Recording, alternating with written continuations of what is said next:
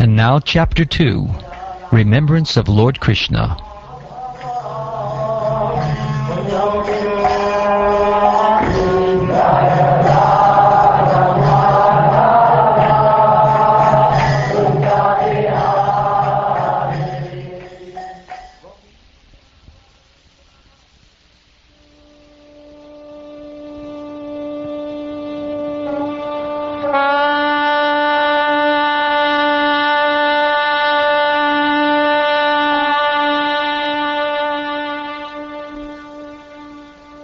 Sri Sukadeva Goswami said, when the great devotee Uddhava was asked by Vidura to speak on the messages of the dearest Lord Krishna, Uddhava was unable to answer immediately due to excessive anxiety at the remembrance of the Lord. He was one who even in his childhood, at the age of 5 years, was so absorbed in the service of Lord Krishna that when he was called by his mother for morning breakfast, he did not wish to have it. Uddhava thus served the Lord continually from childhood, and in his old age that attitude of service never slackened.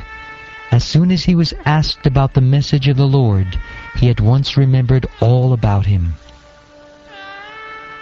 For a moment he remained dead silent, and his body did not move. He became absorbed in the nectar of remembering the Lord's lotus feet in devotional ecstasy, and he appeared to be going increasingly deeper into that ecstasy. It was so observed by Vidura that Uddhava had all the transcendental bodily changes due to total ecstasy, and he was trying to wipe away tears of separation from his eyes. Thus Vidura could understand that Uddhava had completely assimilated extensive love for the Lord. The great devotee Uddhava soon came back from the abode of the Lord to the human plane, and wiping his eyes, he awakened his reminiscence of the past and spoke to Vidura in a pleasing mood. Sri Uddhava said, "My dear Vidura, the sun of the world, Lord Krishna, has set, and our house has now been swallowed by the great snake of time. What can I say to you about our welfare? The universe, with all its planets, is most unfortunate. And even more unfortunate are the members of the Yadu dynasty, because they could not identify Lord Hari as the personality of Godhead any more than the fish could identify the moon. The Yadus were all experienced devotees, learned and expert in psychic study. Over and above this, they were always with the Lord in all kinds of relaxations, and still they were only able to know Him as the One Supreme who dwells everywhere.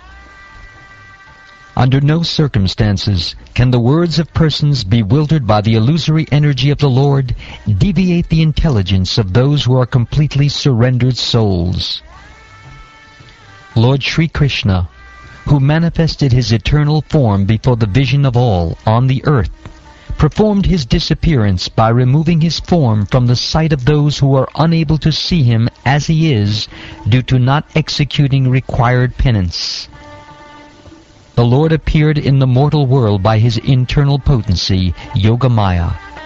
He came in His eternal form, which is just suitable for His pastimes. These pastimes were wonderful for everyone, even for those proud of their own opulence, including the Lord Himself, in His form as the Lord of Vaikuntha. Thus His, Sri Krishna's, transcendental body is the ornament of all ornaments. All the demigods from the upper, lower, and middle universal planetary systems assembled at the altar of the Rajasuya sacrifice, performed by Maharaj Yudhisthira. After seeing the beautiful bodily features of Lord Krishna, they all contemplated that he was the ultimate dexterous creation of Brahma, the creator of human beings. The damsels of Vraja, after pastimes of laughter, humor, and exchanges of glances, were anguished when Krishna left them. They used to follow him with their eyes, and thus they sat down with stunned intelligence, and could not finish their household duties. The personality of Godhead, the all-compassionate controller of both the spiritual and material creations, is unborn. But when there is friction between his peaceful devotees and persons who are in the material modes of nature, he takes birth just like fire, accompanied by the Mahatattva.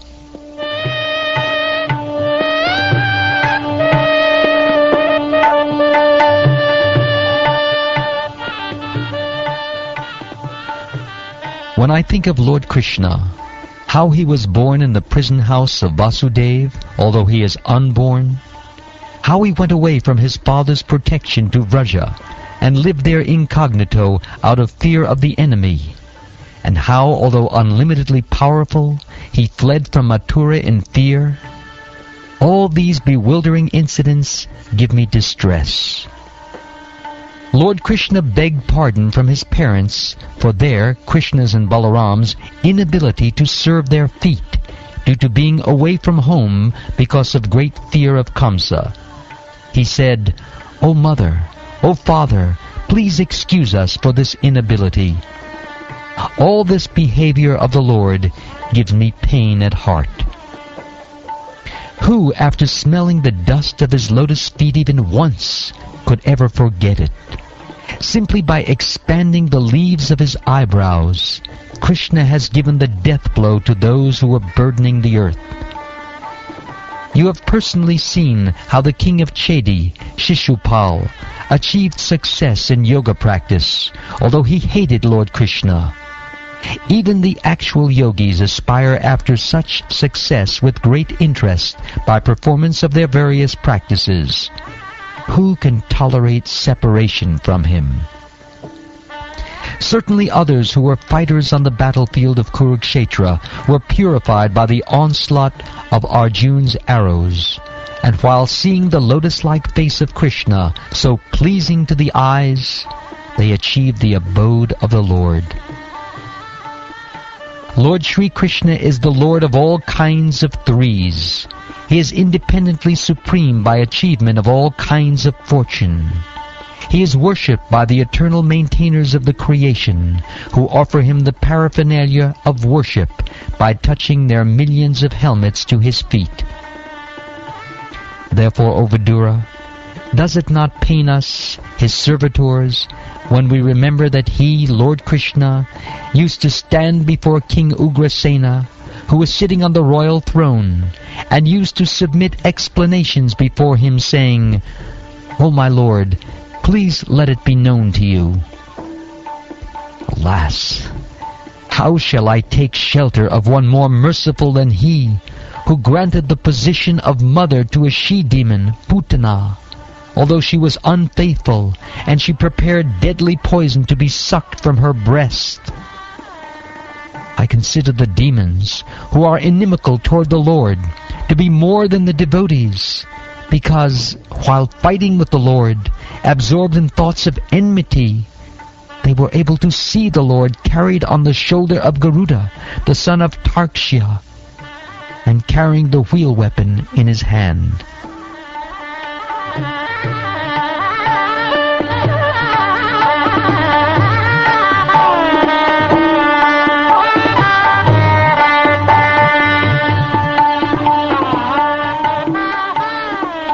The personality of Godhead, Lord Sri Krishna, being prayed to by Brahma to bring welfare to the earth, was begotten by Vasudeva in the womb of his wife Devaki in the prison of the king of Bhoja.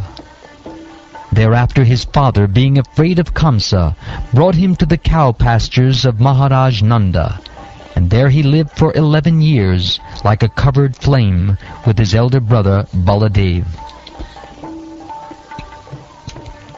In his childhood, the Almighty Lord was surrounded by cowherd boys and calves, and thus he traveled on the shore of the Yamuna River, through gardens densely covered with trees, and filled with vibrations of chirping birds. While the Lord displayed his activities just suitable for childhood, he was visible only to the residents of Vrindavan.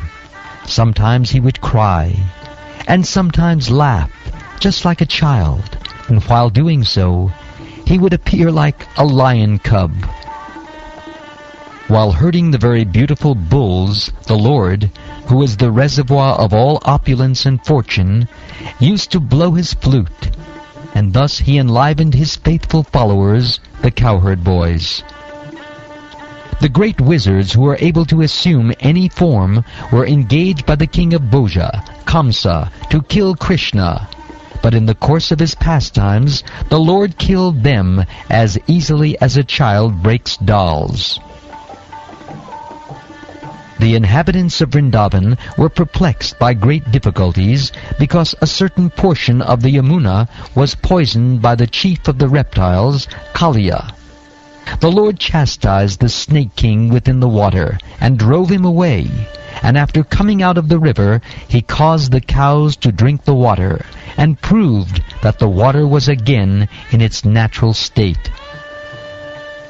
The Supreme Lord, Krishna, desired to utilize the opulent financial strength of Maharaj Nanda for worship of the cows, and also he wanted to give a lesson to Indra, the king of heaven.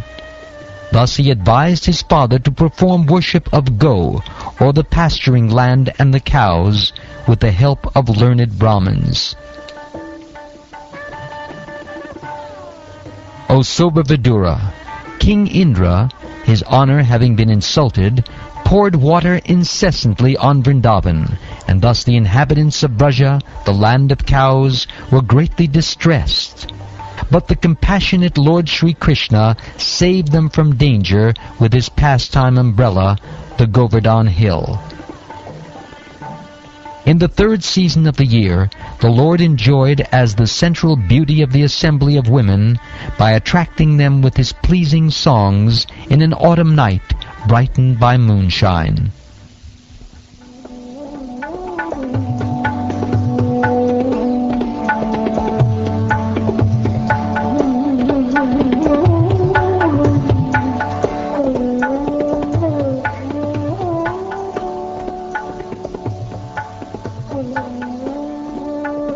Thus ends the second chapter of the third canto of the Srimad Bhagavatam, entitled Remembrance of Lord Krishna.